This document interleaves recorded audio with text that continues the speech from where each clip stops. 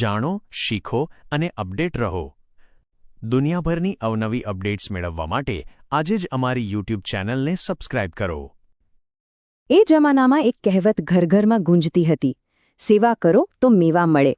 હવે અહીં મેવા એટલે ખાલી ફળ નહોતા હો, એનો અર્થ ઘણો ઊંડો હતો.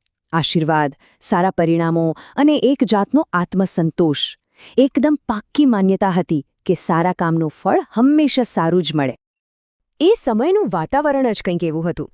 સેવા એટલે બસ કોઈ પણ સ્વાર્થ વગરનું કામ, અને એના બદલામાં શું મળતું? સાચા દિલથી આશીર્વાદ અને માન-સન્માન.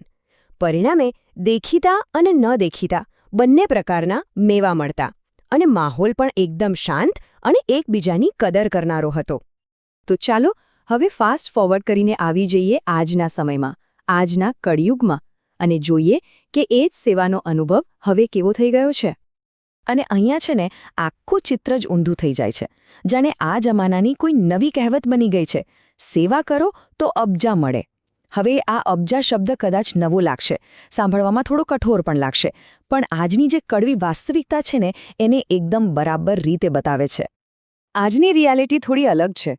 સારામાં સારા ઈરાદાથી મહેનત કરો, પણ ઘણીવાર એની કોઈ કદર જ નથી થતી. કદર તો દૂરની વાત, ક્યારેક તો ઉપરથી ટીકા કે તિરસ્કાર સાંભળવા મળે. આ બધું ભેગું થઈને સ્ટ્રેસ અને માનસિક થાક તરફ લઈ જાય છે, કારણ કે આજનો માહોલ જ બહુ ફાસ્ટ અને અપેક્ષાઓથી ભરેલો છે. તો આ જે આખી જર્ની છે, મેવાથી અબજા સુધીની, આ જે મોટો બદલાવ છે, તે ખરેખર શું કહેવા માંગે છે? ચાલો આને જરા સરખાવીને વધુ ઊંડાણથી સમજીએ. અહીં જુઓ, બંને વિચારધારાઓ એકદમ સામસામે છે. એક તરફ છે દાદા પરદાદાનો જમાનો, જ્યાં સેવા કરો તો મેવા મળે એ હકીકત હતી, અને બીજી બાજુ છે આજનો કળિયુગ, જ્યાં અનુભવ એવો છે કે સેવા કરો તો અબજા મળે. એક જ નજરમાં આખો પેઢીગત બદલાવ સ્પષ્ટ દેખાય છે, ખરું ને?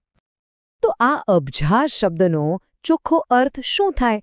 સાવ સાદી ભાષામાં કહીએ તો આ એ નકારાત્મક વળતર છે જે કોઈ વ્યક્તિને એની બધી જ દોડધામ, મહેનત અને સારા ઈરાદા છતાં મળે છે. એટલે કે ઉપેક્ષા, ટીકા અને જાત-જાતની મુશ્કેલીઓ. અને આ આખી વાતનો સાર સમજવા માટે આનાથી વધુ સચોટ રૂપક બીજું કયું હોઈ શકે? એક ત્રાજુ જે એક તરફ નમી ગયું છે.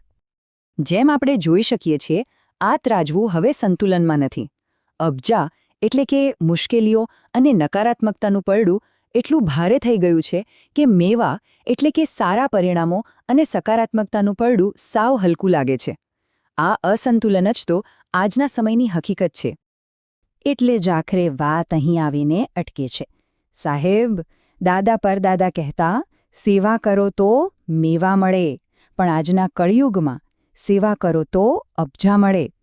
આ ખાલી શબ્દો નથી, પણ જાણે એક આખી પેઢીના અનુભવનો અવાજ છે, જે ભૂતકાળની મીઠાશ અને વર્તમાનની કડવાશ વચ્ચેનો તફાવત બતાવી રહ્યો છે.